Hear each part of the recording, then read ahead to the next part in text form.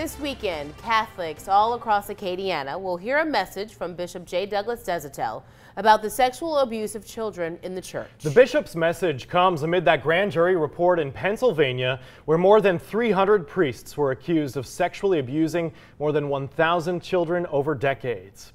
The church sex abuse crisis first started right here in Lafayette in the 1980s. The Diocese of Lafayette has paid at least $26 million in legal settlements to 123 victims, and some known abusers were never revealed. The Pennsylvania Attorney General says the grand jury report there was to help the people understand the extent of child sexual abuse within the church and also its cover-up. So could a similar grand jury proceeding happen here? KATC investigates. In his letter to the diocese, Bishop J. Douglas Deshotel describes mixed emotions, sadness, anger about the grand jury report in Pennsylvania, writing, "Even one case of harming a child by abuse is a crime and a sin.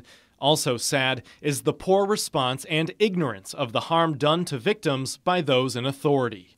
What the bishop's letter doesn't address is a list of at least 15 priests who faced credible accusations in the Diocese of Lafayette.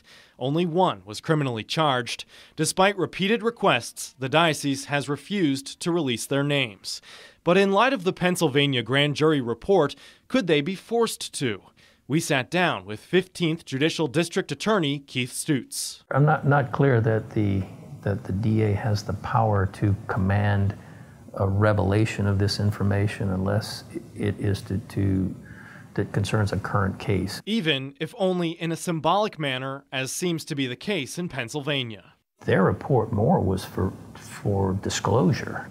I don't know that the grand jury at least in my office, I think in the state, is used for that. It's used to discover a current criminal offense or offenses that can be charged. The bishop has not said whether he'll release the names of accused priests here, but dozens of dioceses around the country have done so. In his letter, Deshotel promises to be vigilant and guard those placed in his care.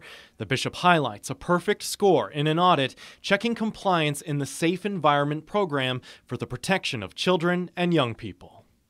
And those church policies to address child sex abuse have been in place since 2002, but new abuse allegations continue. In June, a St. Landry Parish priest, Father Michael Guidry, was arrested for molestation of a juvenile. Deputies say he confessed to giving the teen alcohol before the abuse. Guidry is on paid leave and the diocese is paying his legal defense. At this time, he has not been formally charged. We reached out to the St. Landry Parish DA's office for an update. They say they don't comment on pending investigations.